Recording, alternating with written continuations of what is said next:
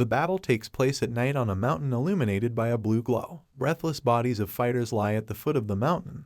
They are surrounded by various fantastical creatures like dragons. Nearby lie the weapons of the participants of the battle. A straight-haired blonde guy in armor is down on one knee, holding a white and gold ornamented sword in both hands. He sighs and thinks how many more of them have to die for this phase to end. Next to him, the exhausted fighters are on their sides. The guy with the dark, upswept hair is down on one knee.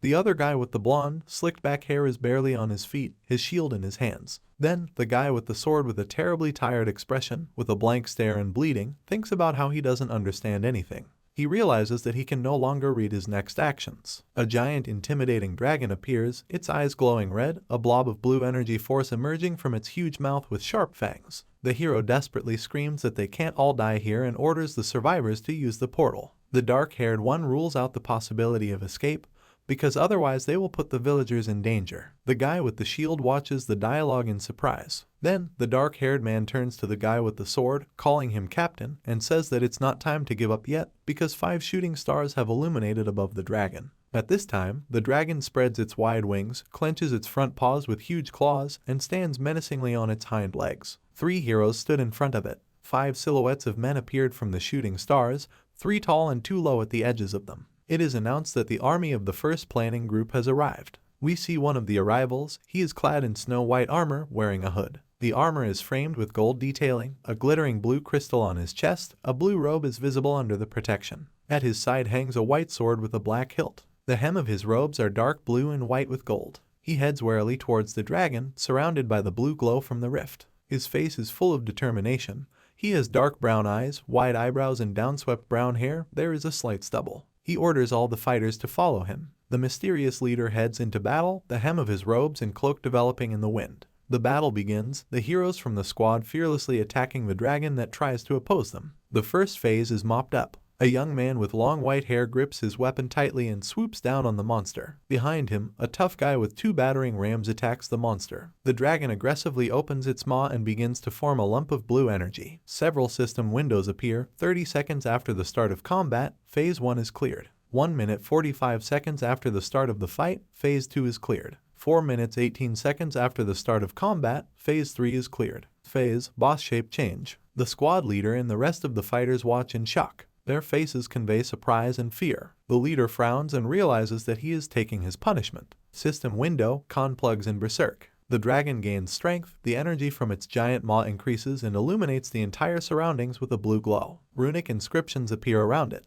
The head of the army struggles to stay on the ground and orders everyone to fall back and engage the tank in battle. He draws his black sword edged with white patterns and points it towards the dragon. His face reflects dedication and willingness to engage in battle. System window, user applied skill. The ferocious dragon releases its blue energy into the soldiers. At this time, the soldiers hide behind a shield in hopes of surviving this attack. System window, casualties have been detected in the allied army. While the soldiers take cover from the dragon's merciless attack, the leader fearlessly leaps towards the dragon, holding his sword at the ready. He resolutely points the cold weapon towards the monster, putting all his strength into the attack. The warrior's face grins and shows all his motivation to win. System window, the user's sword has been strengthened. The hero uses the Savior's Wrath ability and with all his might and aggression thrusts his sharp sword into the dragon's face, causing it to writhing in pain and growl. The man compares himself to Sisyphus, rolling a boulder relentlessly to the top of a mountain. He fights relentlessly against the monsters of the game he created with his own hands. With hatred, the ringleader looks at the defeated dragon, heroically finishing the attack. It's 9:10 p.m. on the clock. Hayek, the same troop leader of the first planning group, offers an example of his actions in the game to make adjustments to the characteristics of the bosses before launching.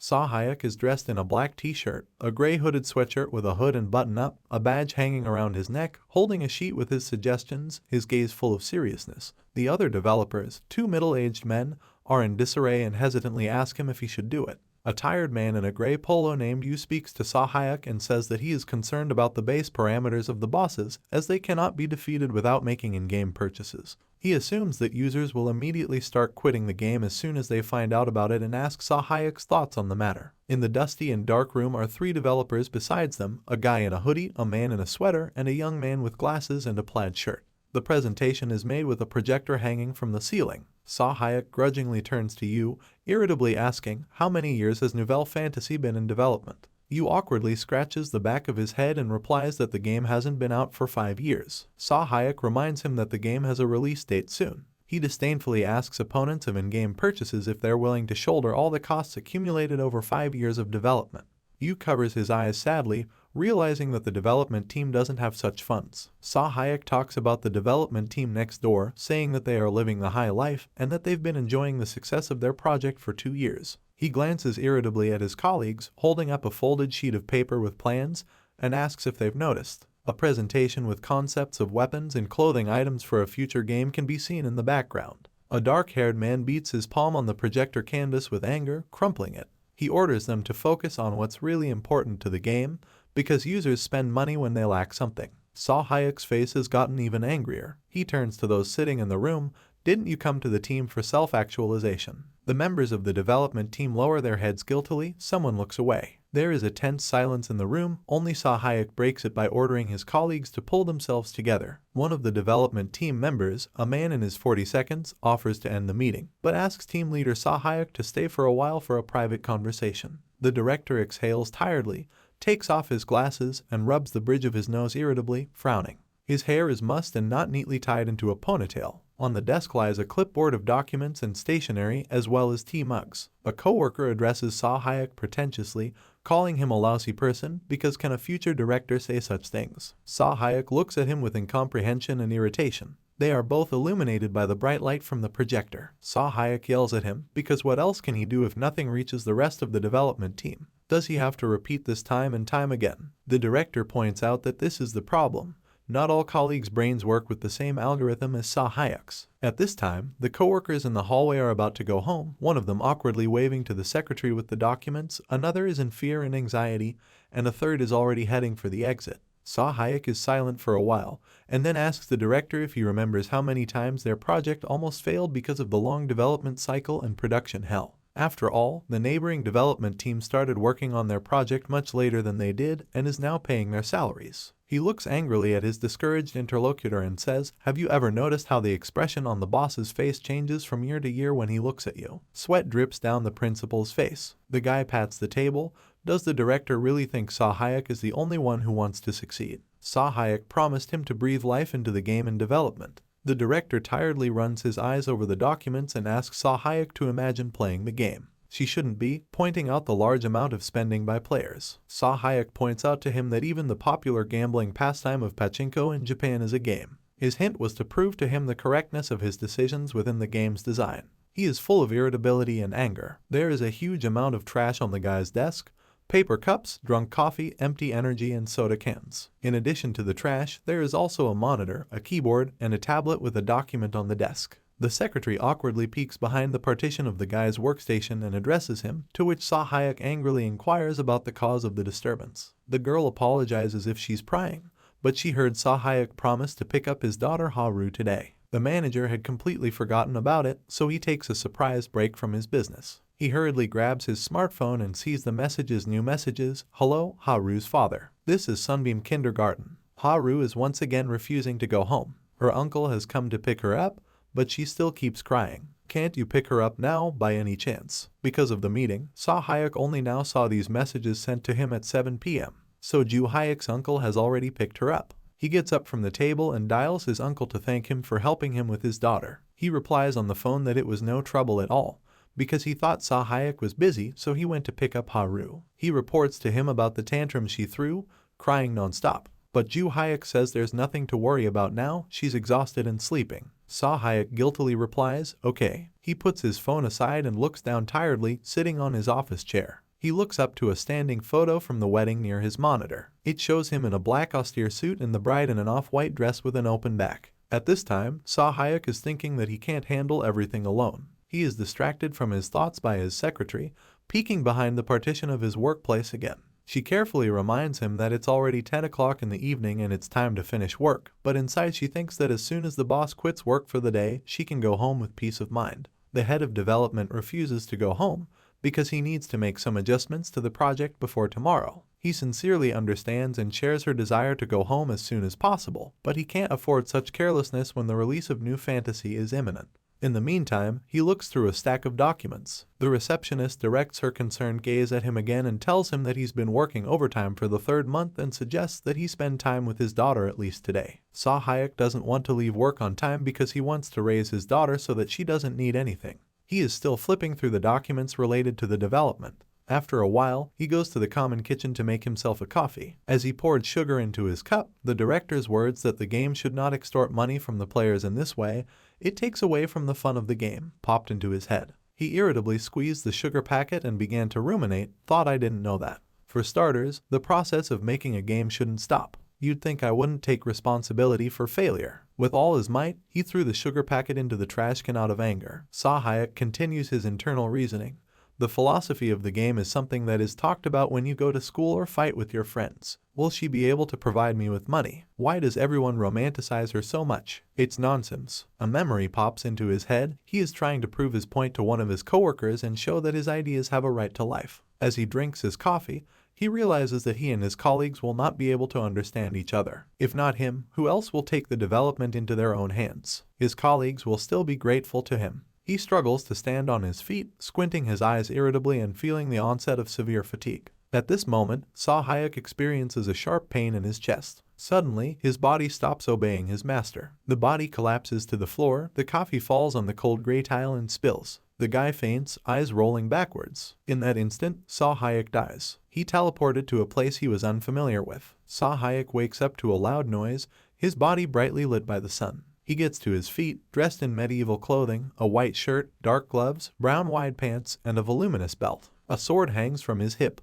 He thinks he fell asleep on the job and it's all about the coffee he drank too much of. Seo Hyuk looks around shocked at the place he's in, a huge medieval arena with people wearing similar clothes as him. The guy has absolutely no idea where he is. He examines his clothes and the place he finds himself in, then realizes he's in a game he created himself. Several system windows have appeared. Welcome everyone to the test field. We hope that your talents will be recognized and that you will gain new power. Seo Hyuk looks perplexedly in front of him, with similarly surprised players in medieval robes beside him. Raising his head, he sees runic symbols framed by a circle and a 7-pointed star in the overcast sky. Above the heads of the other players appeared the huge paw of a monster resembling a giant turtle with a shell of crystals. The monster mercilessly tosses the frightened and unprepared men aside, their weapons flying off to the side. The two men are confused and don't understand how they can defeat the monster, whose name is Toysagak. A swarthy, dark-haired young man holding an ordinary sword asks Captain Sue, who is standing next to them, why the beast is so enduring, for it does not tire at all. He adds that if they can't defeat it this time too, they won't be able to get a class. The white-haired guy is in despair and shouts, "You can't do that, this is my third attempt." In the background, players are helping the wounded.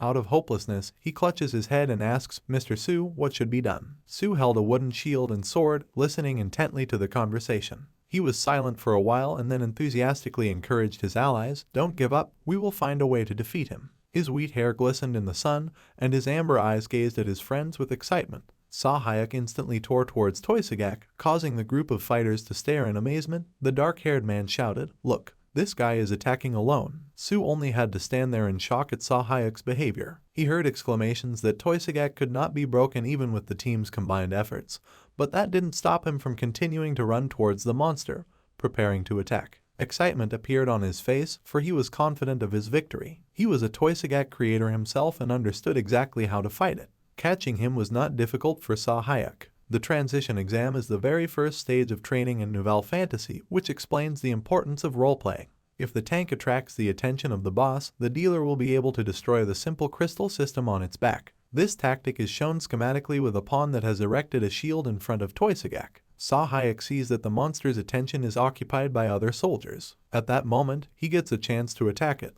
He bravely strives towards the creature. It stands firmly on giant paws with sharp claws, numerous purple clusters of crystals shining on its back. Toysagak growls menacingly at the other players. Someone had placed a shield directly in front of the attacker to protect the injured players, which was not part of Seo Hyuk's tactics. This action enraged him. Sue started shouting at him, "Why are you rushing forward? Don't you know that in the class change exam, we should strategize together?" He swiftly tried to thwart Seo Hyuk's attack by blocking his way. Seo Hyuk orders him to get out of the way, to which Sue replies that it's time for him to stop being stubborn because they have to take care of the wounded first. Seo Hyuk tries to break free from Sue's grip, yelling at him, "You're wasting your time." Let go now. Toysagak rushes towards them without sensing any obstacles. Sahayek swiftly pushed Su away from him right towards the monster. He threw a shield in his hands and ordered him to distract the monster. Sahayek himself ran in the other direction. The blonde-haired guy is terribly angry at the dark-haired guy, trying to convince him that Toysagak doesn't respond to physical attacks. At this point, the creature attacks him,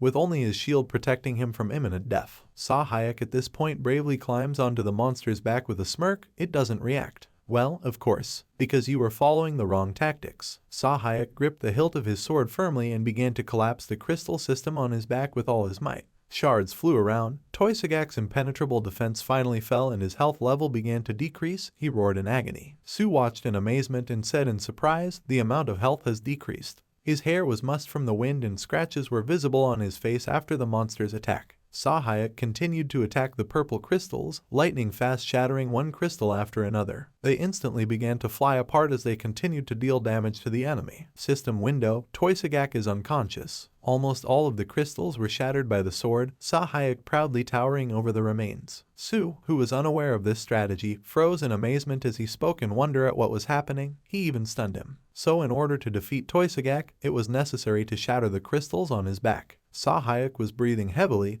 He needed to make one last strike on the main crystal. He was crazily anxious to return home, back to his familiar world. He swung his sword with all his might, gritted his teeth and frowned. The sword hit right on target, but the crystal did not succumb to the attack. Sahayek's sword bounced off the target, causing the guy to look puzzled. His facial expression quickly changed to a worried expression. He recalls the process of developing the boss in his words, even during training, the boss skills should be utilized. When there is only one crystal left, the real fun will begin. The monitor shows concept art of Toysagak and his basic parameters. Sahayek is smiling madly. He can feel the excitement. After thinking about the development process, there's only one question in the guy's mind. What was he thinking then? He still thinks it's only an all too realistic dream, completely matching the game. Finding himself in despair, he grabs his head and stares at the indestructible crystal. He realizes that there is nothing else to do and exhales tiredly. Sahayek, still standing on his back with the crystals, shouts to Su, "Hey you." The blonde reminds him that he actually has a name. Sahayek quickly agrees and says, pointing to the people behind him, "Are those your subordinates? Tell them to take the center position as quickly as possible." Su doesn't understand anything. He doesn't see the point. He looks at Sahayek with anger in his eyes. The latter shouts at him, "Didn't you see how much damage I did to him? Just do as I say." "What's the problem? We have to end this soon." The vein on his cheek swelled with rage. Su became thoughtful and pressed his lips together, glancing sullenly towards Sahayek. After a second of weighing his decision, he turned his attention to his allies, participants of the transitional exam. "Listen to me carefully." His subordinates looked at him perplexedly. The pillar of dust from Sahayek's attack could be seen in the air, but he himself only smirked with his arms crossed over his chest and thought. "Look at you. Once you saw someone who was doomed to succeed, you immediately stopped arising and listened to me. After all, I was the one who was able to attack Toysagak." Contrary to his thoughts and orders to take the center position, Su firmly told the fighters, "It is dangerous to group in the center. Run away immediately." The confidence in his words shone in his eyes. From his order, Sahayek became confused and fell silent in a stupor. Su stood on the ruined battlefield and continued his speech. "This guy is willing to risk the lives of his partners for a target.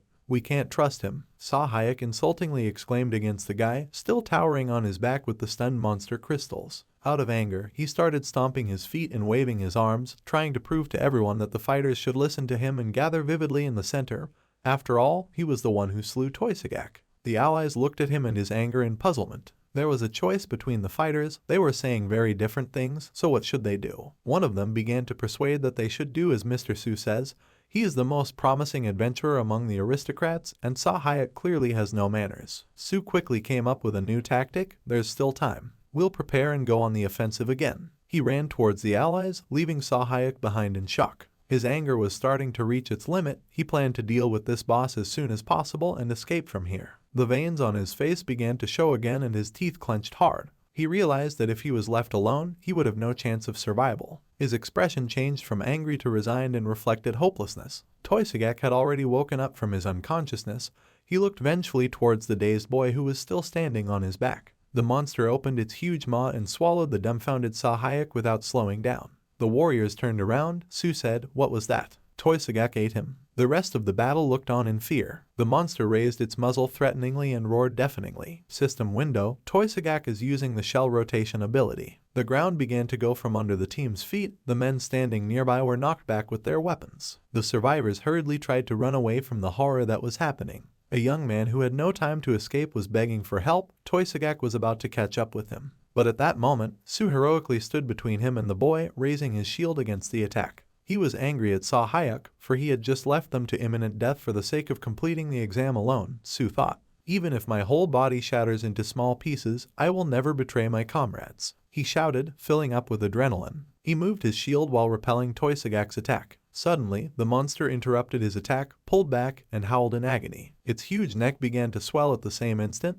thus causing terrible pain to the creature. The dumbfounded Su stood in a stupor and didn't realize what was happening. A bright purple light illuminated him. Suddenly Toysagak's head exploded, parts of his insides flying apart. Su only had to cover himself with his wooden shield as he watched the horrifying scene. He looked up from behind the shield, raising his eyebrow in surprise. The recently swallowed Sahayuk stood whole and unharmed, surrounded by Toysagak's flesh, covered in the monster's blood. He held his steel sword tightly. The tired Sahayuk said, "How infuriating." His stubbled face was irritated, with purple blood running down it. At the time of development, Sahayuk was talking to a coworker about possible ways to win. The developer asked, "Mr. Sahayuk, how do single users defeat Toysagak?" Their workstations were next door. Sahayuk moved away from the monitor towards his colleague and said, "Well, it's worth thinking of a way to defeat the boss without help." He leaned back in his chair, crossed his arms over his chest and continued, "How about Toysagak being able to eat the player? It would enter the stomach and destroy the crystals from the inside." The colleague only worriedly wondered if the sight of the organs would disgust anyone. Sahayuk threw a crazed look and grinned that it was just a game, so there would be no problem. He regretted his decisions the moment he saw the entrails and dripping blood of the slain boss scattered across the battlefield. No one realized what had happened, so Su's comrades assumed that he was the one who had defeated Toysagak and exclaimed joyfully, "Wow, Mr. Su did it. He's a real hero. You even saved the guy he swallowed. Amazing." Mr. Su himself stood there bewildered as he hadn't made any effort to win, much less save the swallowed Sahayuk. He looked at the hero in amazement, wondering what had happened after all. Sahayuk was sickened by the sight and smell of the giblets left by the monster. It made him genuinely disgusted. Su's mind was spinning with thoughts of who this person was and why he knew so much about Toysagak. After all, they didn't even realize there were other tactics to fight the boss. The developer thought that he was still in a dream, and to wake up, he needed to defeat the monster. Does he really need to get a class as well? The whole team went to the class receiving place. They got down on one knee in front of a 3-meter-tall marvelous monument that depicted a young girl. She had long loose hair down to her hips, a floor-length dress with open shoulders, and wide angel wings. She was raising one arm belligerently into the sky. The statue was made incredibly detailed, stood on a marble base, which was decorated with golden openwork inserts. Surrounding the monument to the lady was a village of small 2-story houses with beige trim and red-tiled roofs. Sahayuk was excitedly counting on a high grade, for he had saved everyone and defeated the boss. He thought he would be given the Paladin or Crusader class. Su had a judgmental look on his hopeful face and was waiting for his class to be announced. Suddenly, a bright and warm light lit up and a system window appeared, Class Awakening.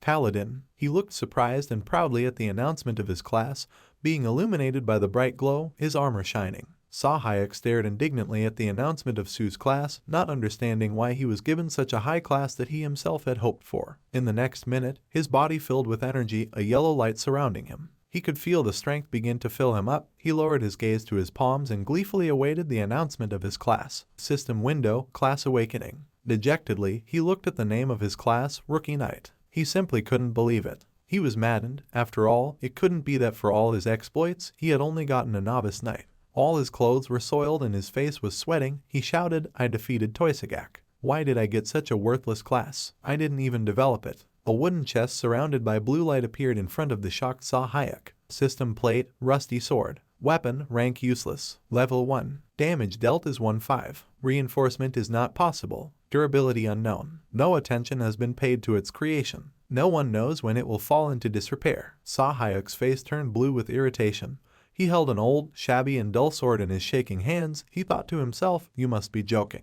He couldn't believe what was happening and started hitting his head and stomping on the spot, saying, "Wake up. Get up, Sahayuk. Come on, open your eyes. The amazed crew couldn't understand what was happening to him. A dark matter appeared above Sahayek, ominously surrounded by a red glow. A system window appeared out of the dark matter. Sahayek, you have died from overexertion. Thinking that everything happening was just a dream, he was surprised. What? I died from overexertion. That can't be. His eyes widened with shock, and he was covered in cold sweat from anxiety. He continued to stand in a daze and stared at the horrifying inscription. He wondered, I've never seen an assignment window like this. A non-existent class. In palpable pain. It turns out I didn't sleep that day. Sue is dead. He collapsed to the ground, exhausted and devoid of understanding what was happening. Despair covered him from head to toe. He remembered his daughter Haru waiting for him at home. She was standing with a soft toy in her hand in front of the large panoramic window to the ceiling, watching the sunset in the sunlit room. Sahayek continued to ponder, what have I worked and tried so hard for? He imagined sitting with his young daughter in the living room and reading a book with her, both of them smiling happily. He couldn't realize what place he was even in, clutching his head in despair. System window, if you wish to start over, skip the game. He watched the sign with horror, start over. In the game, it means rebirth of the hero. So if I go through the game to the end, I can go home alive.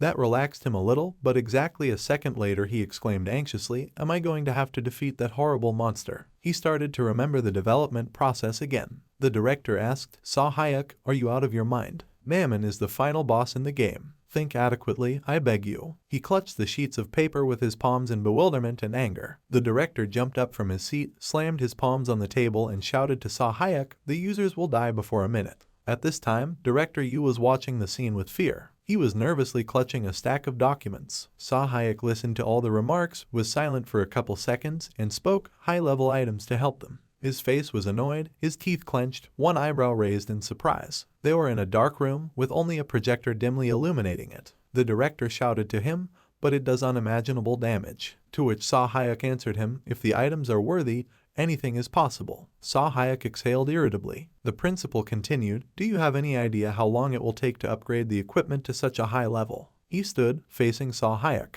Director Yu shamefully covered his face with his documents and did not participate in the conversation.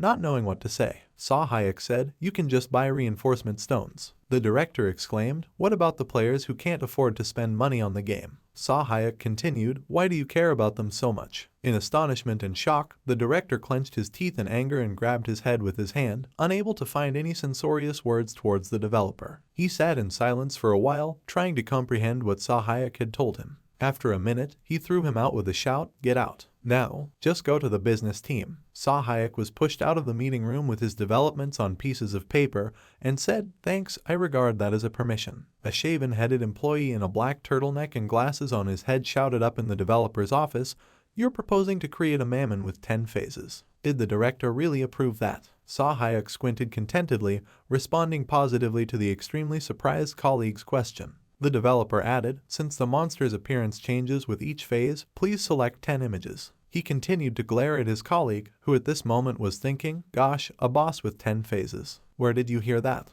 The guy's mind was only thinking about the proceeds, which he said, we're not the ones playing. We'll get a paycheck and a stock option. That's all we need. Just follow the directions. The developer thought about his words and told him that 10 phases from the boss was too much. Behind him were 2 monitors with concepts of the future game. After these memories, he regretted his carelessness, realizing that he needed to defeat Mammon, the final boss, to win. In fear, he thought that he would never return home to his daughter Haru again. The team of fighters began to laugh, teasing Sahayek, so, Rookie Knight, that suits you. He turned around to them lost, holding the useless shabby sword in his hands. The 2 fighters started to mock him. After all, Mr. Su had saved his life and he should be grateful to him for the rest of his life. Since they were done with changing their classes, they suggested that Su go somewhere else, saying that Rookie Knight Sahayek would somehow survive on his own. Noble Su agreed with them, saying that there was no need to worry about Sahayek. Su's hair was disheveled and his face had numerous scratches from the battle. No longer cocky, Sahayek didn't know what to do now that Su had obtained the Paladin class. Only 0.5% of the beta users of the game possess it.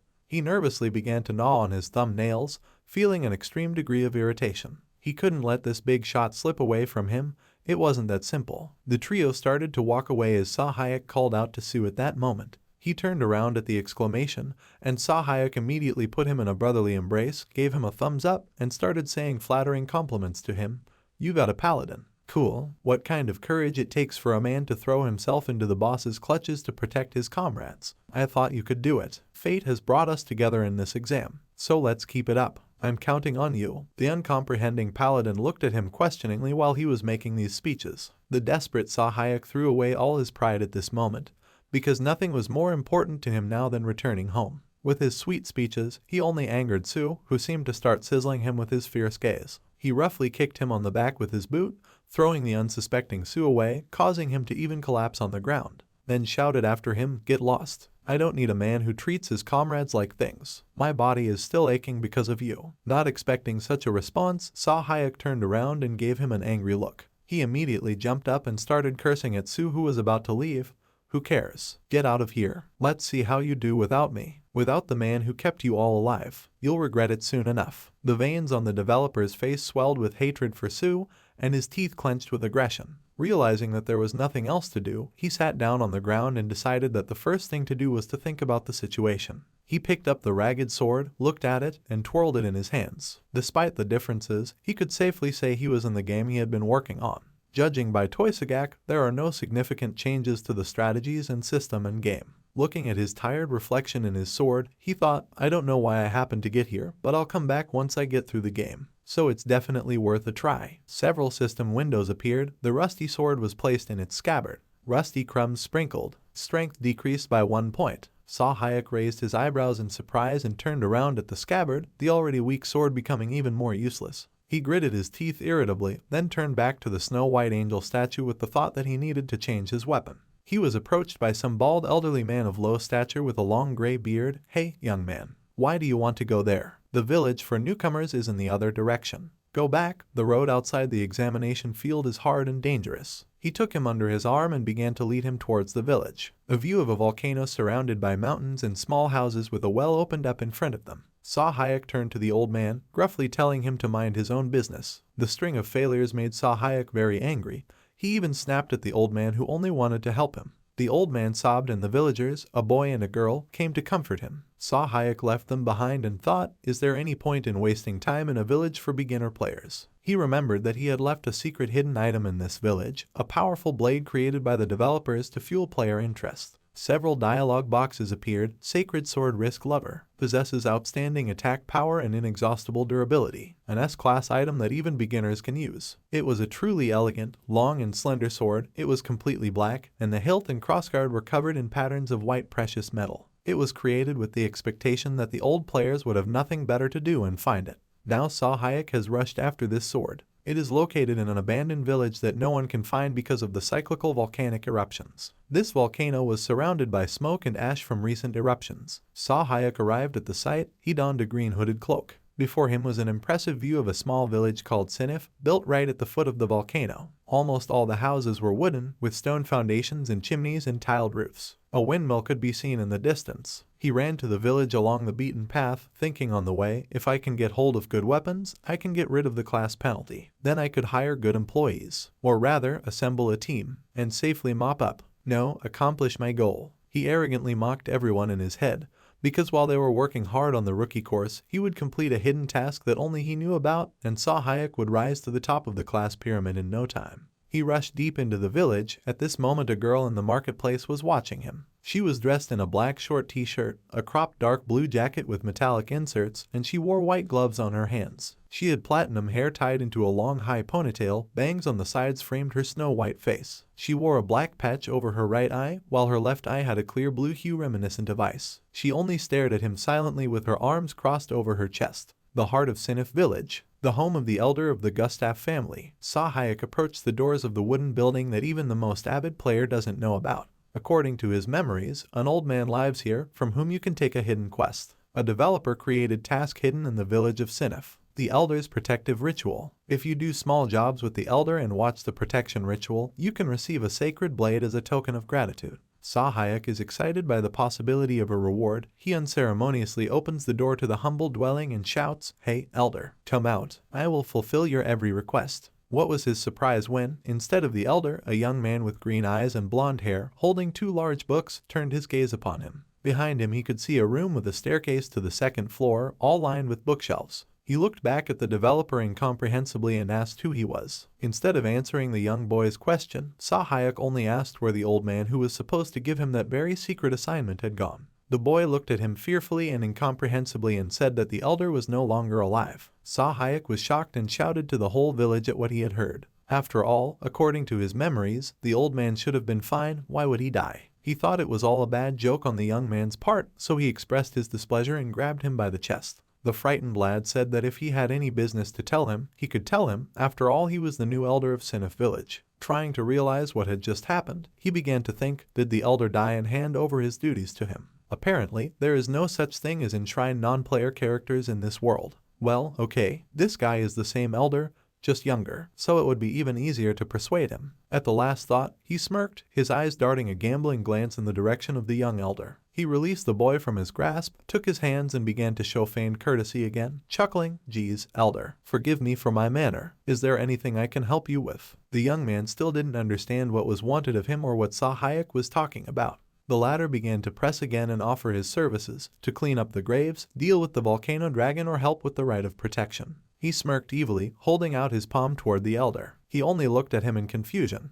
After a couple moments of silence, he asked the developer to leave the house, which discouraged him. He added that he had nothing to offer Sahayuk and whatever he did wouldn't do any good. Sahayuk thought the kid was crazy. Is he saying there's no work for him, not even the smallest job? He asked if performing the protective rite of the elder was not important to the village. The young man timidly began, "Yes, but I." With each passing minute, anger boiled up inside Sahayuk. How sickening. I know the strategy, all that's left is to push him. The developer decided to go tricky and say that he was actually familiar with the previous elder, which pleasantly surprised the young man. He asked if it was true and Sahayuk confidently confirmed it. After all, it wasn't a lie because he had overseen the development of the NPC, which meant that the new elder could trust his words and actions. He began to encourage the boy.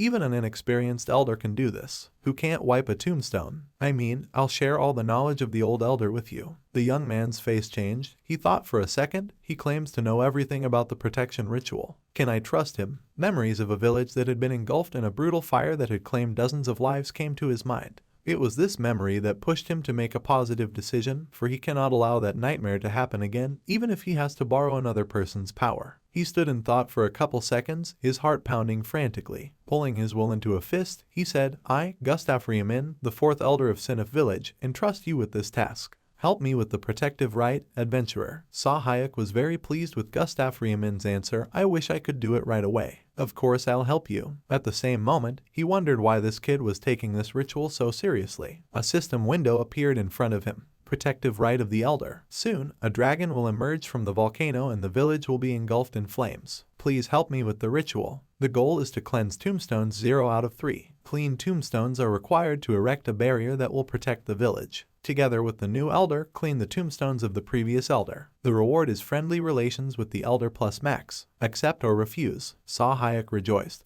because as expected, the task window appeared as soon as he fulfilled the conditions. The young man spoke, "Sorry, I don't know your name. How may I address you, adventurer?" Sahayuk decided not to introduce himself by his real name. He said his name was Su Jiang. He said this with hopelessness in his eyes and added that he could address him simply as Jiang. Gustaf cheerfully exclaimed, "Good, Mr. Jiang."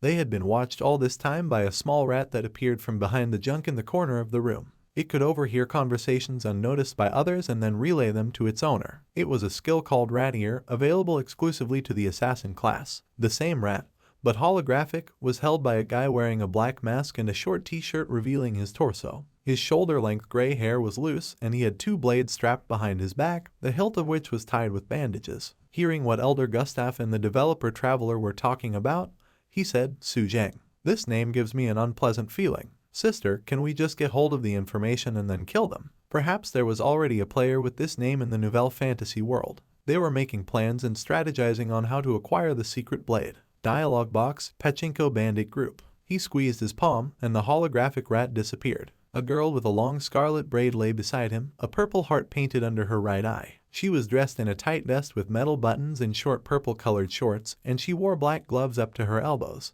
On her feet she wore long leather boots. The girl agreed with her comrade. "He's right. How much longer do we have to wait, Farah?" The girl who had been watching Sahayuk as he walked towards the elder looked at them. She told them, "Kon, Chino, it is not time yet." As soon as he showed himself in the village, he went straight to that house. Have you ever seen a traveler hanging around the village of Sinif? He would surely know how to get hold of the sacred blade. They were on the roof of a building, enjoying the warm setting sun. There was silence all around, only the rustle of falling leaves reminding them that time had not stopped. Farah's face was illuminated by the evening sun. At this time she had already had time to think through the whole plan to intercept the magic blade. Why should we bother chasing after it? We'll just wait for the right moment and steal the blade. At dawn, Gustav and Sahayek set out to reach the tombstone. According to the elder, it wasn't far from the village, so it wouldn't take long to get there. The sky was cloudless and the sun was shining brightly, illuminating the entire village with its rays. They were walking through the marketplace, and despite the early hour of the day, the merchants were already offering their wares to the gawkers. The travelers noticed the stares of the villagers. They squinted at them and looked at them with distrust. Sahayek thought that the market had a very strange atmosphere, and these slanted glances made him tense. All the vendors and visitors were giving them their judgmental gazes, but Gustav seemed to ignore them, walking meekly by his side. Suddenly someone threw a tomato at his head, causing the young man to become confused. The villagers unleashed their fury on Gustav. How dare you come here after what you did to our families? Go away. Rotten tomatoes and anything else the angry mob could get their hands on kept flying at him. They shouted at him, insulted him. The memories of the fire tragedy were still fresh in the minds of the residents. Even Sahayek had been hit in the head with a long-handled metal pot.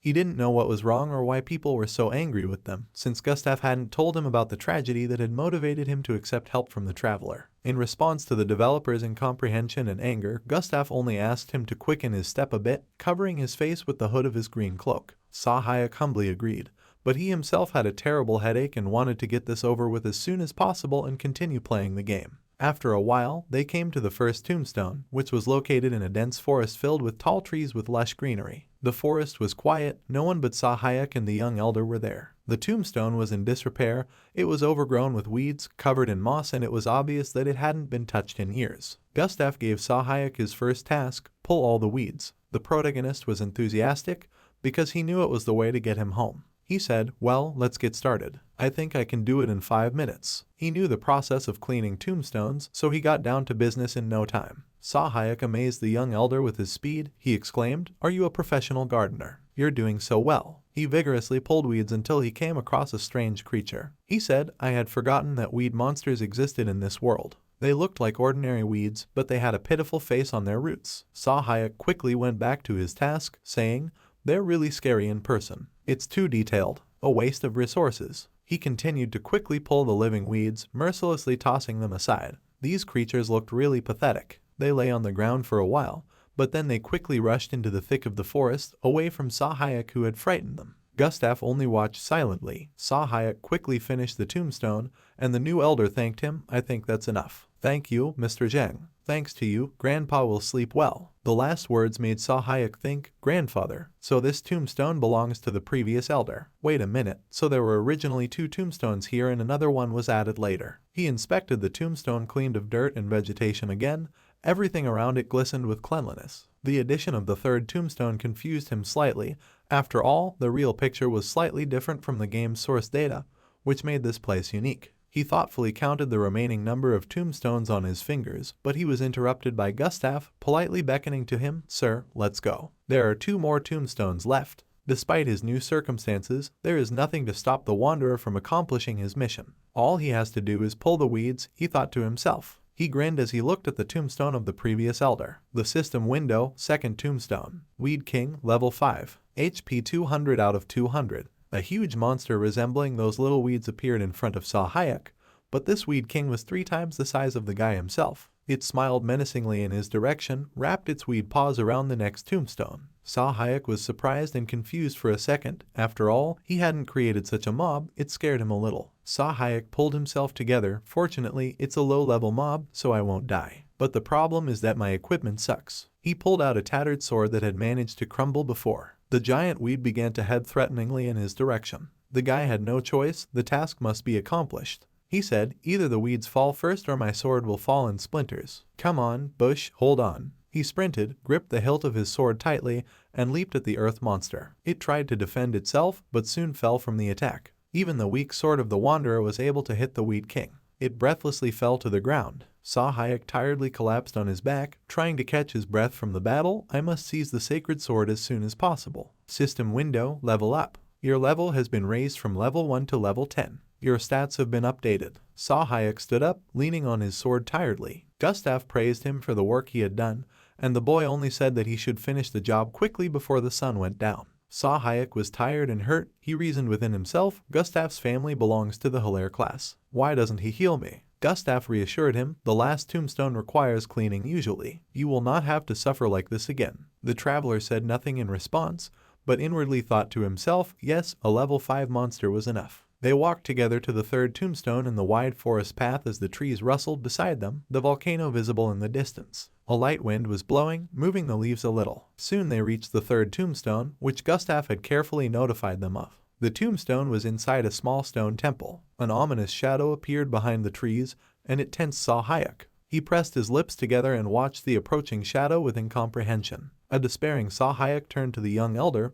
Are you sure that the last tombstone is here? Gustav answered him, absolutely. I told you this morning. All the tombstones are near the village and he didn't get a chance to finish. The silhouette of the mysterious creature began to approach them. The young men trembled with fear when they saw exactly who was walking towards them. The monster's huge, shell-covered foot stepped onto the tombstone area. There was a deafening sound. Its single eye stared intently at the boys. System window, Cursed Raptor, level 50, HP 250 of 250. The monster was just below the size of a tree. It had a red-colored eye on its head and a wide mouth with huge teeth. Its entire body resembled bare flesh without skin. It was completely covered in a red shell. It had 4 legs that resembled the legs of a crab. In front it had 2 sharp claws. Its terrifying appearance and size was terrifying. What boss-level monsters forgot near a village? Gustav pitifully and fearfully muttered, Master, it's time to run away. This monster is too strong. We can't beat it. But running away was not in Saw Hayek's plans. The magic blade was vital to him. He started pulling the worn sword out of its sheath, much to the surprise of the young elder. Saw Hayek didn't care. He had created this, and he would destroy it. He placed his weapon in front of him, preparing to repel Cursed Raptor's attack and attack him himself. Saw Hayek said, Elder, I will deal with him. You control the amount of mana you have and prepare to heal me. Gustav stood in his way, blocking his path. He didn't want to let him fight, it was too dangerous. Saw Hayek decided to convince the elder that everything was fine, difficult but doable. The monster uses a paralyzing skill if you look into its eyes for more than 3 seconds. Do you know why the field boss first immobilizes the enemy instead of attacking? Because Cursed Raptor's attack speed is very slow. If you avoid his gaze, success is assured. The guy's face changed as he spoke. At first it was calm, then wholesale it began to take on a cocky look.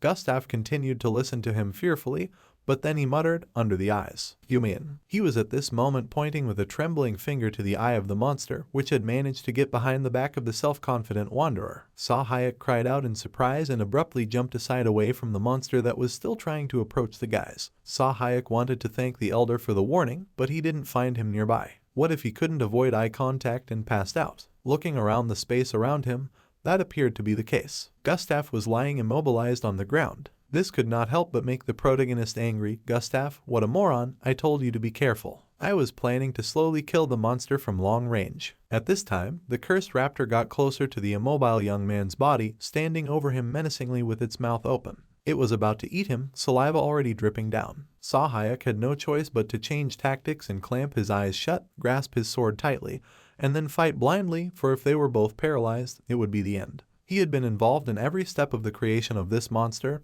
He had every chance of winning. He visualized the space with the monster in his head, clearly understanding the angle of attack from his hand and the area of body movement. He sprawled and leaped towards the enemy with all his might. Hey, don't touch my sword. I mean, don't eat the elder. Cursed Raptor paid attention to the sound and turned towards Saw Hayek questioningly. Being with his eyes closed, he confidently attacked the enemy time after time, swinging his sword again and again. He recalled its characteristics. If the boss level was not high, his attack would be interrupted when he struck. Even the difference in strength won't affect the outcome. I can overpower him without receiving a single wound. From the exertion, the vein on his right cheek swelled up and began to clearly protrude. The boss's health was gradually decreasing from the oncoming attacks. Saw Hayek bravely wielded his sword without even seeing anything. The boss's health had dropped to half. The guy diligently hit the monster's body directly with his weapon. Several dialogue boxes appeared. You are swinging your sword. The durability is decreasing. Nothing could stop Saw Hayek. He wanted to finish off the boss as quickly as possible. He had literally 1 strike left. The Cursed Raptor was almost out of health, down to 1 point. Saw Hayek opened his eye for a second to look at how much more he had left to fight him.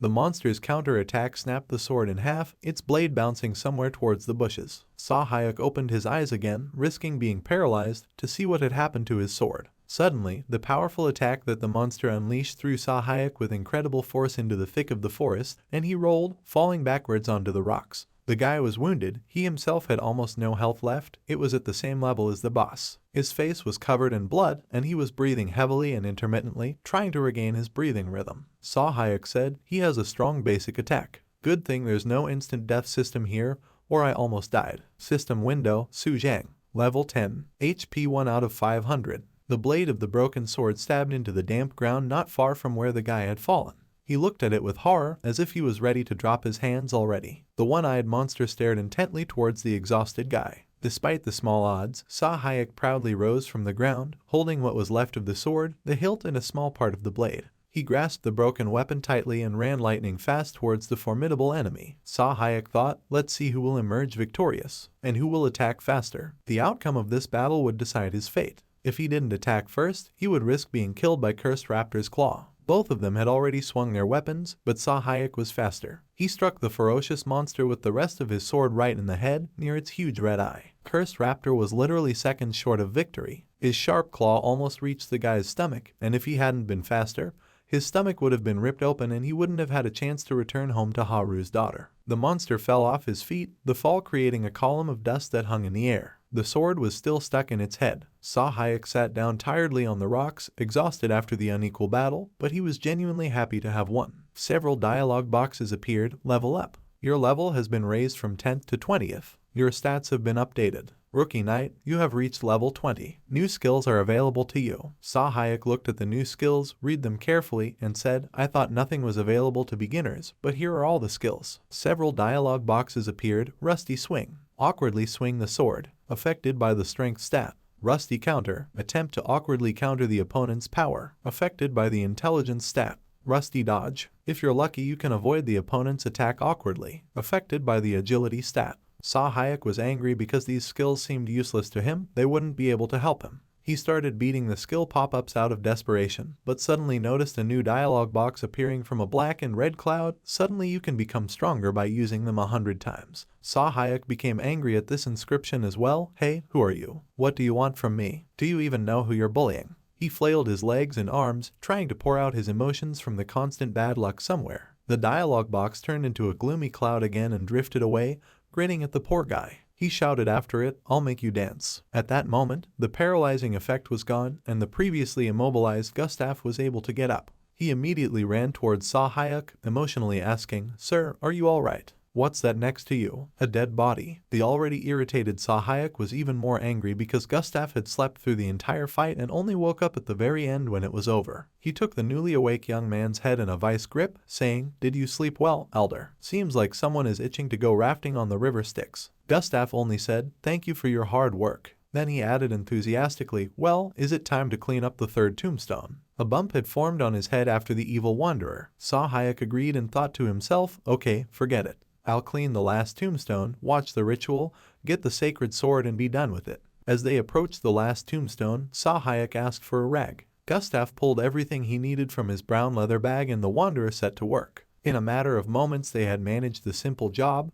The third tombstone glistened with cleanliness. They said with one voice, So, you may begin the protective rite. Each of them thought that the other would perform the rite and he himself would just watch. Sahayuk, exhausted from fighting and cleaning tombstones, pointed questioningly at himself and said, Me. But you have to perform the ritual yourself. Gustav awkwardly scratched the back of his head and said, Here's the thing. To be honest, I've used up all my mana. I'd love your help. Sahayuk looked at the young elder in confusion, then grabbed him by his cape and shouted, Then what are you going to do? The frightened young man mumbled uncertainly, But you said you knew the way to perform the ritual. Or did I misunderstand you? Sahayuk shouted angrily, still holding the boy by the chest. We had an agreement. I do the cleaning, you do the ritual. That's your direct responsibility. Isn't it obvious? Things started to fall into place in Gustav's mind, so, by the knowledge the former elder shared with you, you meant cleaning tombstones. Sahayuk started yelling at him even louder, Of course. Why didn't you tell me right away? I thought you knew how to perform the protection ritual. Where did you hear that an elder couldn't use his mana? That's why you didn't heal me. All that work was for nothing. He clutched his head in despair. Gustav slumped his shoulders and head in guilt.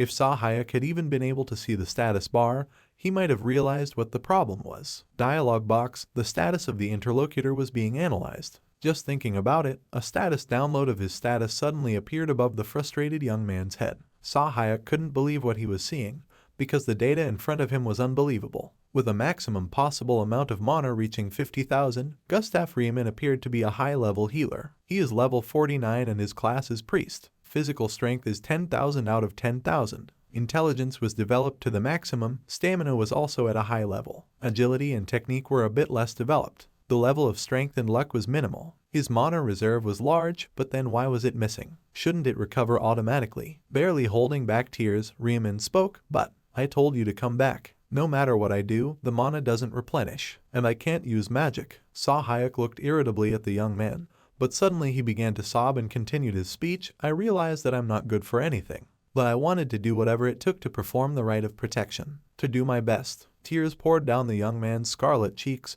and he clenched his teeth together in frustration. Sahayek listened unhappily to his excuses and sobs and was angry inside. So what now? Without his help, I can't take possession of the sacred blade. Or is there another way? Suddenly the ground began to leave the traveler's feet, everything around them shook. The first thought that came to Sahayek's mind was that an earthquake had started. Riemann was horrified as he looked towards the volcano and whispered softly, "Not that." He quickly got out of his seat and ran away, leaving Sahayek confused. He didn't understand anything as he stared judgmentally at the fleeing young man. Sahayek headed back to the village alone and wandered into a tavern. There he tried to ponder the next course of action, what to do. Go back to the newcomer's village. Not an option. Without a decent weapon, I wouldn't even be on the team. And I don't want to be separated from Team Su either. I must obtain the sacred sword at any cost. He clutched his head and shouted out loud, "Riemann. Just thinking about him makes me angry. I didn't hire him as a babysitter." The boy was holding a glass of groggy drink in his hand. As soon as the tavern owner who was serving orders at that moment heard Riemann's name, he noticed the guy and remembered that he had seen the two of them together at the market that morning.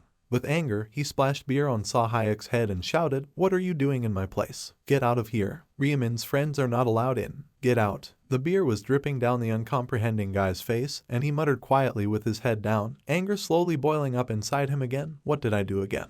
How dare you treat someone who worked hard to create this game like this? From now on, my actions will be considered self-defense." He beat up the tavern owner. The man kneeled down and bowed to him. He was shaking all over. The man angrily thought, "I'll give you another one." Sahayek wanted answers to all his questions that had to do with the priest. Why are the villagers so desperate to overthrow him? What's the problem? As soon as the elder stepped out of the house, he was pelted with tomatoes. The tavern owner rose to his feet and began his story. "It seems that you are unaware of the deeds of the new elder. It is better not to mess with him. After all, he kills the villagers." Sahayek was confused by these words. That crybaby, he highly doubts it, remembering his whimsical behavior during tombstone cleaning and boss battles. It was hard to believe, so he questioned the man more about it. He asked if Sahayek had seen an abandoned house near the village. He began to reminisce with a thoughtful expression on his face. A moment popped into his mind when he and Riemann had passed near some ruined and abandoned buildings. One of them turned out to be the house of a friend of Riemann's, but the building was currently empty. On the game map, this area was also a village. Bouquets of white flowers were laid outside the house. The tavern owner continued his story. Riemann had killed all the family members that lived in that house. He told in detail what had happened. The volcano had begun to erupt, symbolizing the dragon's approach, and the villagers were worried and asked Riemann to begin the ritual soon. He placed his palms on the tombstone and said with horror that he was short of mana. The tavern owner, a man with a mustache and beard, shouted, "And what do you propose to do? He's right in front of our noses." The young man cried bitterly and didn't understand why he couldn't do anything. A huge, ferocious dragon flew over the inhabitants. The owner, horrified, pointed at the dragon to everyone else. A young elder shouted Ellen's name. He watched the flight of the dragon, which headed towards the house where the girl lived. She was a girl with long blonde hair. She had blue eyes. She wore a white dress and held a wicker basket in her hands. The dragon released flames from its mouth, burning all the houses that were nearby. The people who were in the vicinity died. According to the tavern owner, Ellen was the kindest of children. She took care of her elderly grandfather. That day, the man lost all his neighbors and the girl who was like his own daughter. It is this day that is so clearly imprinted in the memory of Gustav Riemann. If not for this tragedy, he would not have agreed to help Sahayek, but they still could not perform the protective ritual. Riemann couldn't explain to the bearded owner why he couldn't use mana that day. He shouted, if he had told beforehand, they would all be alive. The blood of an elder runs through his veins. but he has undermined the trust of the villagers. After listening carefully to the story, Sahayek got up from the table, left a coin as payment and said, "Thanks for the tasteless beer, but I'll be going."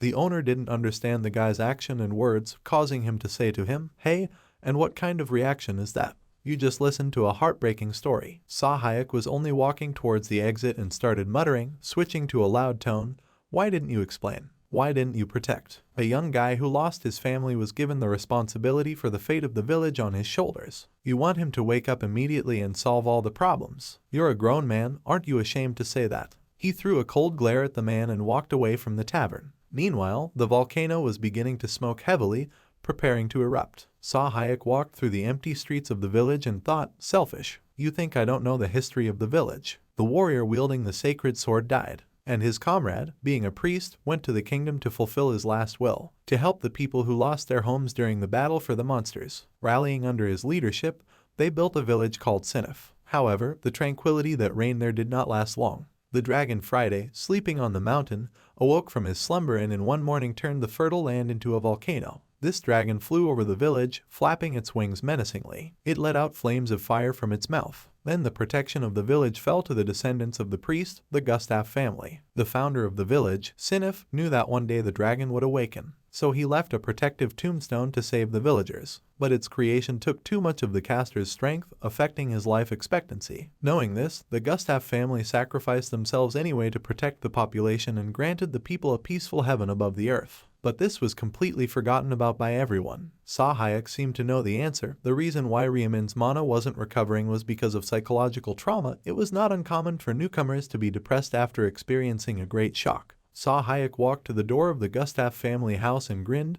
"This isn't my specialty. I'll cure your sick soul, kid. Hey young elder, it's time for special training." However, as he swung open the doors, he saw no one. The house was empty. Riemann was not here. At this time, he was being held captive, bound and thrown into a sack by the brigands of the Pachinko clan, which consisted of Farah, Cone, and Chino. The trio approached the third tombstone and sloppily tossed the sack containing the young man to the ground. They untied the sack. Riemann was confused. He was sobbing again, tears pouring without end. They told him, smirking at the end, "We're sorry.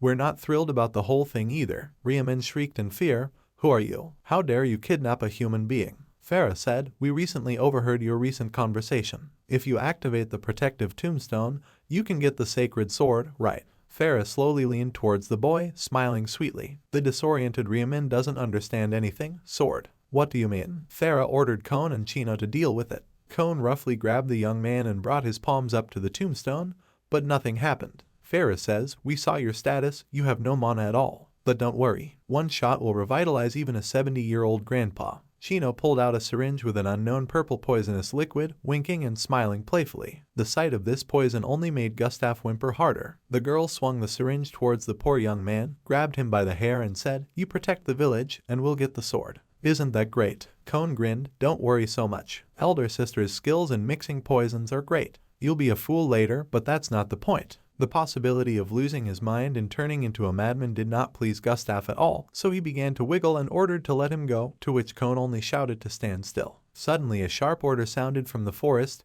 "Don't move." The bandits looked up and saw Sahayek in front of them. He said to Gustav, "I thought you were practicing. I wanted to praise you. And you got into trouble." When Gustav saw him, he cried again, "Save me. Help me, sir." Sahayek smiled madly and shook his fist at the bandits. "Let's talk, thieves." Chino was still holding Riemann's head. She glanced at the guy and said, "Sensible little man. What should we do?" Farah said smugly, "Why are you intimidated by a traveler with a broken weapon?" She ordered Cone to deal with him. He instantly ran towards the arriving guy and started pulling out his blades that were hanging on his back. Farah pondered to herself, "Our opponent is a low-level adventurer. We are 40 times his strength, so we can't lose to him. Should we check his stats?" As Cone prepared to attack Sahayek, he thought, "You should have run away. Now blame yourself." System window, two-handed brigand active skill, twin vipers. He swung his blades and started attacking Sahayek. The latter just stood still. Cone unleashed the strongest blow on him.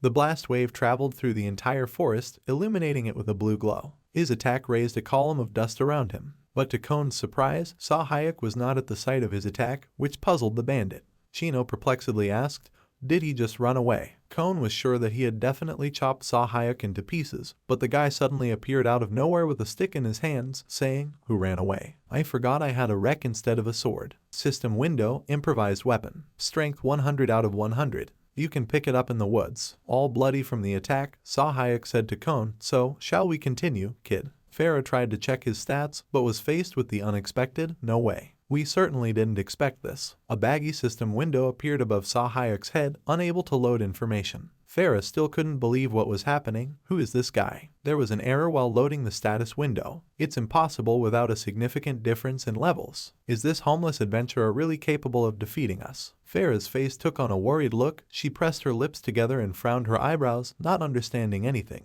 Kon ran to attack the protagonist. Sahayuk dodged one left and two right punches by predicting his opponent's punches. He then blocked an attack from above. Kon swung his dagger and Sahayuk ducked and dodged, thinking he was too predictable. His eye glittered and he thought, frowning, that game companies are always short-handed and a lot of work falls on the shoulders of the general managers. He wondered if he knew what that meant. Sahayuk thought it meant that the PvP was planned by him. He punched Kon in the jaw with a fist strike from below. Farah nervously shouted Kon to stop because she can't see his status. Looking at the way they are facing each other, she yelled that they can't handle him. She yelled for him to forget about the sacred sword and retreat. Chino, noticing Farah offering to give up halfway through, said that was not like her. Kon, closing his eyes, surrounded by blue electricity, thought he was wrong because he should have checked his condition first. He thought about what he should do since he had never managed to attack him once. Sahayuk tensely opened his eyes and thought about the fact that they couldn't see his status window. When playing an MMORPG like New Fantasy, in order to assess an opponent, one must check their status frequently. However, there are two reasons why this cannot be done. The first is that the opponent's level is much higher than your own. Grinning madly, Sahayuk thought that the second was if the opponent had never checked the status window once,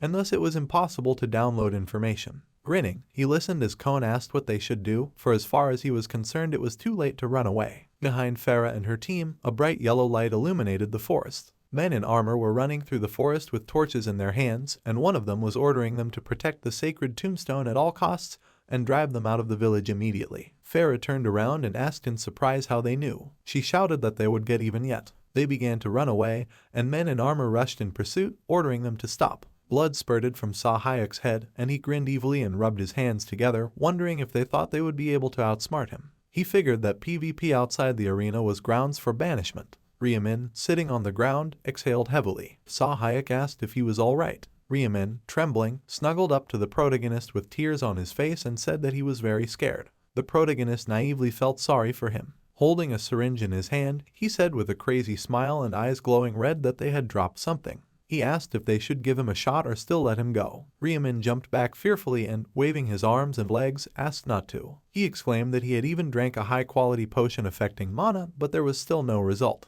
Frowning, Sahayuk helped him stand up and said that he was joking. Riemin thanked him sincerely for saving him, wiping away the tears on his face. He said he thought he had already left the village. Sahayuk handed him the broken pieces of the staff and said he found it in the backyard of his house. Riemin looked at the wooden fragments in his hands with a smile. The protagonist said that it had been broken into several pieces. He remembered yelling at the village, asking Riemin where it had gone. He yelled for him to answer when asked by adults. Sahayuk turned his attention to a wooden cross nearby. It was illuminated by moonlight and had a steel helmet on top of it. On the ground in front of the cross, the protagonist noticed the wreckage of a wooden staff. Sahayuk told Riemin that if the staff was broken, the only thing left to do was to practice skills, and then the mana supply would begin to grow. Riemin said with tears in his eyes with a smile that he was a failure and he was probably the only healer unable to control mana. He said that he was depleting his body so much that he was vomiting. He remembered leaning over the floor, surrounded by books.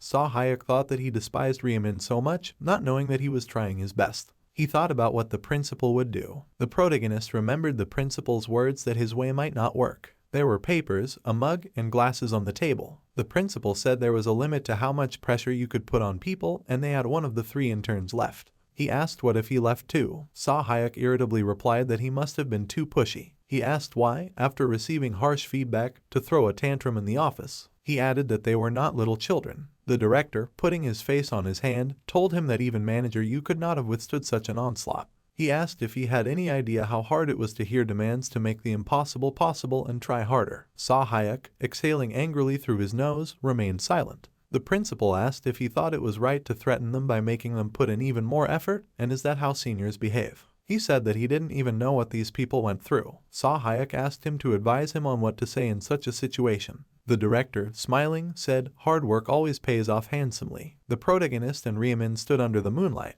Riemann looked questioningly at Sahayuk. The protagonist said that suffering is what they spend to find the right path. Looking down, he said that's why the fact that he's having a hard time now is proof that he's on the right path. He told him not to give up. Riemann looked at him with tears in his eyes. He clutched the wreckage of the staff in his hand. Sahayuk scratched the back of his head and frowned, thinking that it was rare to hear such a thing from him. Suddenly, the ground beneath their feet began to shake. Riemann turned around worriedly. Sahayuk, gritting his teeth, whined and said that it was as timely as ever. Lava spurted out of the volcano. A huge red dragon appeared out of the lava. The inscriptions around it announced the appearance of the boss and that it was the S-Class Polygon boss, a level 99 dragon Friday. People ran away from the dragons, burning their city with its fiery breath. The tavern owner shouted for everyone to take cover behind the protective tombstone because it was safest there. Gritting his teeth, he thought of Riemann. The protagonist looked at the red dragon approaching him. He gritted his teeth and said that Friday's minion had gotten here as well. The dragon landed in front of them. Sahayuk asked Riemann if he had anything like a potion. He said it would buy him time while his mana replenished. Riemann began to look through his pockets. Holding out a glass bottle with a red liquid, he asked the protagonist to take this. He said it was a fireproof potion. Sahayuk snatched the potion from his hands and said that the outside would sort itself out somehow, and he should give all his attention to mana. Riemann worriedly asked if he thought he could do it. Sahayuk, opening the cork of the potion with his mouth, asked if he had ever seen a healer whose mana reserve reached 50,000 units. He told him not to forget that he was a priest. Riemann surprisingly repeated his words. He thought that he had forgotten about it. He remembered asking his grandfather if he could become his follower. He said he wasn't sure about it. Riemann lowered his gaze and said that he didn't even know how to control his mana properly. The old man, laughing, answered him that while he saw one thing, he did not notice another. Putting his hand on his arm, he asked if he knew how the village of Sinif came into being. The old man said that their ancestor had taken care of those who had suffered in the monster invasion, healing and curing their wounds. He said that gradually more and more people started coming to him, and that's how this place of helping people came into being. The old man looked at Riemann. He said that before he became an elder, he dedicated his life to this mission and served selflessly for the good of the people. He said that their family's calling was not to gain the title of elder. The old man said their calling was to be priests who reach out. He told him to remember that. The old man said they wanted to help people, and that was the greatest power of all. Riemann remembered sitting on the grass next to a girl with a bandaged leg. The old man told him to focus on that and whatever was bothering him would resolve itself. Friday's minion opened his mouth where yellow energy was gathering. He shot flames out of his mouth, and an explosion erupted. Sahayuk, with his hair ruffled from the explosion, stood surrounded by the flames and said with a smirk that the potion was indeed effective. He ran towards the monster through the stream of flames. He ordered Riemann in his mind to gather his thoughts. The protagonist punched the monster in the face. He thought that only he could handle it whether he wanted to or not. Riemann kneeled down, leaning his head against a stone tombstone. Looking at the headstone, he thought he was disturbed by the constant reminders that he had to bear his share.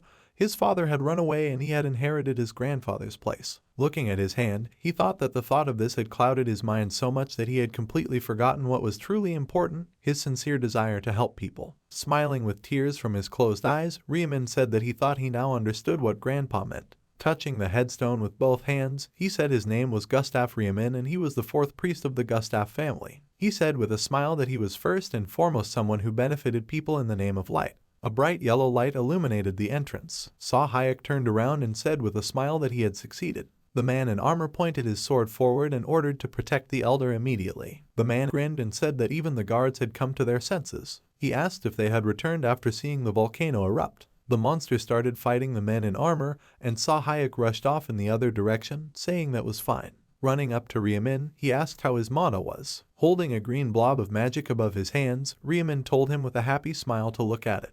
He said that his mana was replenishing again. The protagonist, frowning, pulled his cheek and told him it was too early to rejoice and he should activate the protective tombstone. He told him to focus urgently. Riemann obeyed. Hearing a voice to go to that tree, they turned around. They saw the tavern owner leading the injured townsfolk with their belongings behind him. Riemann lowered his gaze. The tavern owner looked at him. Standing in front of them, he told Riemann that he had come after all. He remembered how the stars glittered above the tavern in the night sky. The tavern owner caught the sack. He asked what it was and assumed it was a staff. Sahayek replied that it belonged to Ryamin, and it shattered into small pieces as he waved it in the air, trying to use mana. The tavern owner looked at the wreckage of the staff in the bag, and the protagonist said that it seemed like he should have lost faith, but he still kept moving towards his goal. As he left, Sahayek told him to see what had become of it. He said he was going to set the tombstone in motion, having lost years of his life. The tavern owner asked in surprise what he was talking about. He asked about him activating the tombstone at the cost of his life. Sahayek looked at him questioningly and said that the protective tombstone is activated in return for the caster's life. He asked if he didn't know that. The tavern owner stood with his eyes downcast. As he approached Ryamin, he called out to him. He told him that he hated him because he had lost many people dear to him because of his mistake. He said that even now he wanted to reproach him for not saving Ellen. Ryamin looked away with tears in his eyes. Clenching his fist, the tavern owner said that at the same time, he wanted to apologize for injuring him while only being concerned about his own pain. Ryamin glanced at him. The tavern owner bowed and asked him to create a barrier around the village. The forest was engulfed in flames, and a smoking volcano could be seen on the horizon. The tavern master turned to the townspeople and told them to listen to him carefully. He said they could not sit around and wait to be killed. He said they would no longer commit shameful acts for which their benefactor would have to answer for. Tears came from Ryamin's eyes and he pressed his lips together. His mana replenished to 377 out of 50,000. He clenched his fists. He touched the tombstone with his hands and a blue circle appeared on it. Ryamin said that this time he must keep the village safe from Friday. Ryamin's mana replenished to 538 out of 50,000. The dragon flew swiftly above the forest. Its eyes glowing red, it opened its jaws wide with many sharp teeth. Friday and his minions flew above the forest. Yellow energy was gathering in the mouth of one of the monsters. They began to attack the ground below them with streams of flame. The protagonist, frowning, thought that Friday had indeed awakened and his target was Ryamin. He thought that now he had no choice but to suppress his aggression. The tavern owner shouted at the dragon, calling it a lizard. Sahayek looked at him in surprise. The tavern owner shouted to him, since he had decided to wipe out their village, let him try to deal with him first. A huge dragon flew over their heads. It opened its huge maw, in which bright yellow energy was gathering. Sahayek grabbed the tavern owner by the shoulders and asked if he had gone mad and wanted to die. The man shouted at him to let him go because he had to buy some time. Friday attacked them with a stream of fire from his mouth. The dialogue box said, "Skill activation." Gritting his teeth, the protagonist turned sharply. The dialogue box read, "Beginner's evasion." An explosion rang out. Ryamin darted towards the protagonist, shouting to him. People held him, not letting go. The tavern owner told Sahayek to look at him. The protagonist fell to the ground with his face covered in blood, and the tavern owner shouted for him to wake up. The dragon landed in front of them, glaring with red eyes. Raising its open maw upwards, it let out a loud sound. A huge red magic circle appeared in the sky. The tavern owner, looking up fearfully, said that it was a magic circle just like the one that burned the outskirts of the village. He said fearfully that if it fell, everything would come to an end. From above, burning stones began to fall on the village. People were frantically running down the street trying to escape. The burning stones falling to the ground destroyed roads and houses. Ryamin watched in horror at what was happening. He remembered the main character telling him to listen to him carefully. He told him that Friday was gradually developing the skills of mass destruction. He asked him about the fact that the last assault was a year ago. Frowning, Sahayek said that it meant the scope would reach the size of a village this time, and he had to prevent possible damage. Ryamin remembered Ellen. The tombstone behind Ryamin's back glowed with a bright green light. The inscription above his head said that he was level 50. He said while clenching his fists and frowning that he would save everyone today by all means. His mana recovered to 50,000 out of 50,000. Ryamin touched the tombstone with his hand. A man looking at Ryamin shouted for everyone to look over there. He shouted that cracks were appearing on the protective tombstone. The tombstone in front of Ryamin began to fall apart, emitting a bright green light. Gritting his teeth, Ryamin thought he wanted to apologize to the villagers once again. He was surprised to notice that a dialogue box appeared in front of him. On the dialogue box, it said, "The tombstone of the former elder is requesting an infinite amount of mana." Ryamin, noticing the words infinite amount of mana, asked why. The dialogue box asked if he was willing to sacrifice his entire mana supply. Ryamin frowned and pressed his lips together. Looking at his hands, he thought about the entire mana reserve. He clenched his fists. Ryamin smiled, placing his hand on his chest. A dialogue box announced that the contract was done. A ball of yellow-green energy appeared in front of Ryamin, destroying the tombstone. A green barrier appeared around the glowing tombstone, surrounded by weed monsters. A green barrier also appeared around another tombstone, also glowing with green light. A huge green-colored magic circle with a triangle inside appeared around the village. A green dome-shaped barrier formed over the circle, and the fireballs crashed against it. Flames began to spread across the barrier. A huge transparent blue hand appeared underneath the barrier. The blue spirit of an elderly man waved his hand.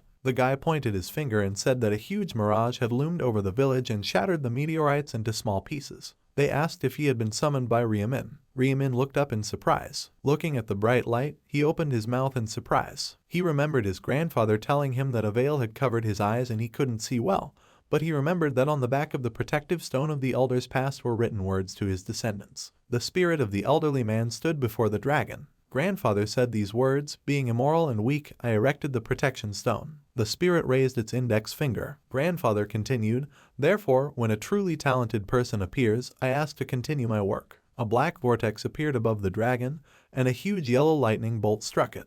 Grandfather continued, I will answer your call. The dragon opened its mouth and began to disappear in the lightning. Grandfather concluded, and you will have eternal peace. The tavern owner, sitting next to Sahayek, who was lying unconscious, looked at the crater left by the lightning. He opened his mouth in surprise as he looked at the bright light. The townspeople also looked toward the light in surprise. The people were cheering, and Reborn stood behind them. He remembered his grandfather's words, therefore, Gustav, believe in yourself. Reborn looked down. He remembered his grandfather's words that someday he would become a priest and help people. Clenching his fist, Reborn smiled happily with tears on his face. The protagonist, waking up, made a sound. The tavern owner asked if he woke up. The dialogue box said, Rookie evasion skill successfully activated. Sahayek tiredly looked up towards the light. The dialogue box reads, Friday field boss has been defeated. Anomalous damage data has been detected. No rewards are being awarded. Looking at the sun rising from behind the horizon, he said that he had made it after all. Someone asked the elder what that huge spirit was. He said that he didn't think the protection stone contained such power. The spirit slowly dissolved into the air. Reborn said with a smile that it was probably a spell left by the first elder to defeat Friday. The spirit glanced at him. Reborn raised an eyebrow and thought that it was as if they had met gazes. The spirit dissolved into the air above the village. The tavern owner told Reborn that he had done a great job and he was sorry that he was taking his sacrifice for granted. Reborn, bowing his head, replied that it was fine and he had hurt their feelings a lot too. Smiling, he said that from now on, in memory of Ellen and the others who had died, he would be a priest they would be proud of. Clenching his fists, he asked in a cocky manner about it being the right time to dig up the grave. The men exclaimed in shock. The shovel dug into the ground. In front of Reborn, in the grave that the man in armor had excavated, there was an object with something yellow and shiny. The man in armor asked if it was a warrior's sword passed down from generation to generation. He asked if he was sure he wanted to give it to that stranger. Reborn replied with a smile that priests don't need swords, but the previous elder had kept it for a reason. Recalling the battle Sahayek had gone through, he said that he was waiting for a new hero to save the village when it was in danger. Reborn held a sword wrapped in cloth in both hands. After giving it to the protagonist, he thanked him and asked him to accept the sword as a gift from the villagers. Reborn said with a smile that it was only because of him that he was able to replenish his mana supply, so he was heartily grateful to him. Sahayek smiled as he looked at him. He took the sword in his hands. Raising the black sword above his head, he smiled contentedly. A dialogue box described the sacred sword Risk Lover S-Class, required level 0, physical damage 500 to 1000, enhancement possible, durability infinite. The protagonist thought that this damage would be enough for him to fight bosses. He thought that Haru had a little more to wait for. The dialogue box said, Quest, Protective Right of the Elder. Soon, a dragon will appear from the volcano and the village will be engulfed in flames. Please help me with the ritual. Purpose, to cleanse the tombstones, 3 out of 3. Clean tombstones are required to erect a barrier that will protect the village. Together with the new elder, clean the tombstones of the previous elder. Reward, maximum friendly relations with the elder. Completed. The charred wooden ruins were still smoking. The villagers were hard at work rebuilding their village. The protagonist, sipping and complaining about the pain in his back, said that one task was behind him. Looking up at the clear blue sky, he said that now what was left was to recruit subordinates. Correcting himself, he said he needed to assemble a team. A voice asked him to wait. Reborn appeared next to him on a cart. Sahayek said there was no need to see him off. He asked if he was offering him a carriage ride. Reborn asked what he was talking about. Frowning, he said he would ride with him. The protagonist angrily asked why that was. He countered that he didn't want to. Reborn said he needed to go outside the village to expand his horizons. Sahayek objected that he was an elder. He asked how he could leave the villagers alone. Reborn replied that the uncle from the inn would take care of everything. The protagonist walked, stomping his feet unhappily, next to Riemin, who was riding in a carriage. Blazing with anger, Sahayek shouted that he didn't even have nearly enough strength left, and who goes on such trips without mana. He said that he would check his status window now and all arguments would immediately fall away. The dialogue box asked if he wanted to check Gustav Riemin's status window. Sahayek clicked yes. Looking at the dialogue box, the protagonist remained silent. He silently tensed and looked at Riemin, who was looking at him with a smile. The protagonist thought shocked that he had spent all his mana on a defense stone and received this in return.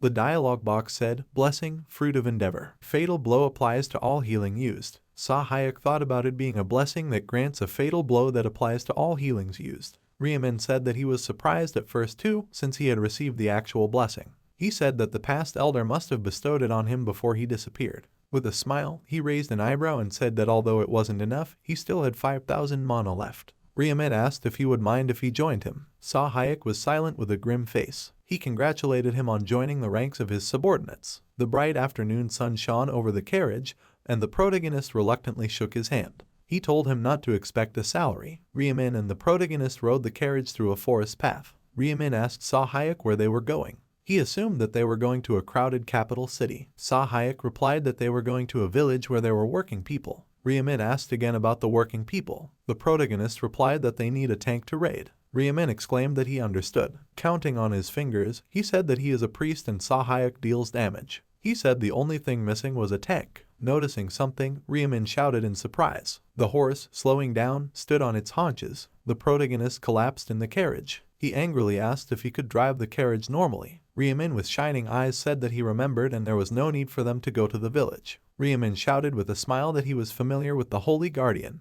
The protagonist looked at him in surprise. He thought that the Holy Guardian is the strongest tank in New Fantasy and has the rarest class on par with a paladin. He wondered how Riemin knew such an outstanding person. It hit the protagonist and he asked Riemin if he couldn't use mana, how did he pass the class change exam? Riemin smiled widely. Sahayek asked if he was right that the Holy Guardian had helped him. Riemin, jumping up and waving his arms, said that they were just near his home village. He asked if he wouldn't mind stopping by there. Sahayek asked why he was so sure he was there now. Riemin said he told him himself after the ordeal. The protagonist said they have nothing to lose. He offered to go and try to find him. Sahayek looked at the game interface while sitting on the wooden floor. He asked what happened to his characteristics. He said that he tried to calculate his abilities during battle because they weren't infinite. Sahayek said he was just lucky last time, so he should check it out. The dialog box says, unable to view Sahayek's status. Blocked by system administrator. Sahayek angrily cursed and pounded his fist on the game interface. Riemin called out to him and asked him to let him ask him something. He asked why he became an adventurer. Sahayek asked where such curiosity came from.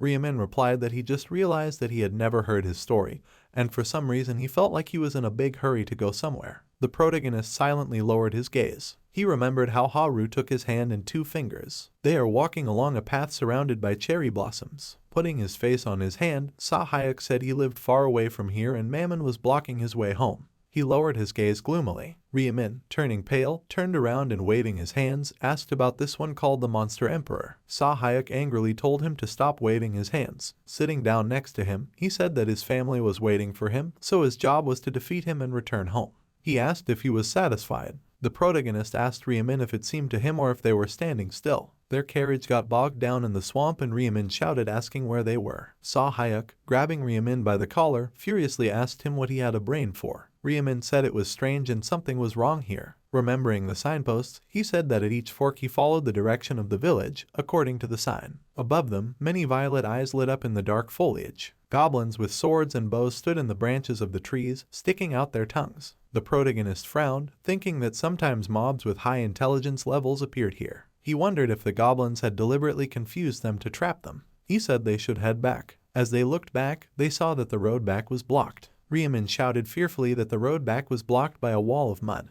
The protagonist, turning pale, perplexed, asked when the goblins became so cunning. The goblins rushed to the attack, firing fireballs. Running past the broken wagon, they chased after the fleeing Sahayek and Riemin. Riemin, looking back fearfully, shouted to the protagonist that they could handle them. He asked why they were running away. The protagonist shouted to him about there being hundreds of thousands of them. Running away from the crowd of goblins, he shouted that they were doomed. Looking around, Sahayek wondered where the exit was. He thought that without a map, everything looks the same. The protagonist noticed a skull with fire in its mouth. Grabbing Riemin by the collar, Sahayek told him to follow him. Riemin asked why he was grabbing him by the throat so harshly. Throwing him to the side, the protagonist said they were trapped. Riemin landed on his back in the bushes. He looked forward in surprise. A crowd of goblins pounced on the protagonist. Sahayek angrily shouted to him to pick himself up and run for cover. Falling into a deep pit, they yelled for him to find it when it was over. The dialogue box said, Sahayek entered the cellar dungeon. The protagonist fell to the ground, crushing several goblins with his body. Getting up, he clenched his teeth and clutched his head, cursing at Riemin. Looking at the light high above, Sahayek thought the cellar was a huge cave dug by the goblins. The goblins were watching him through gaps in the walls, and he thought they must have lured him here to make kebabs out of him. As he entered one of the stone passages, he thought he had to get out of here. Sahayek had said that the Holy Guard was sitting in a neighboring village and he had to waste his time here on nonsense. Frowning tiredly, he thought, it's as dark as a coffin in here. He noticed a bright light up ahead. Remembering the skull with fire in its mouth, the protagonist thought that concept art of pantries always lit up if there was an entrance or exit nearby. Rushing forward, the protagonist thought that all he had to do was follow the light. The light in front of him grew closer and brighter. He found himself in another stone room. Touching his chin thoughtfully, Sahayek thought to himself that this was an empty room. He figured that most rooms like this were connected to each other. He noticed a person by the wall. There was a girl sitting on the floor by the wall. Sahayek wondered if this was another adventurer. The girl, breathing heavily, told him to stay back and stand there. The protagonist, eyes wide open, wondered why that voice was familiar to him. Moving closer, he asked who she was. The girl shouted that she told him not to come closer. Sahayek froze in place. He remembered with tears in his eyes talking about how she said she would never leave him and promised to be by his side until the very end. The main character, dressed in a black suit, sat on his knees in front of a photo with a black ribbon. He asked why it had left him. In the picture was a girl wearing a sweater and holding a book in her hands. The main character said, Yan Ye. The girl looked at him with one eye slightly opened.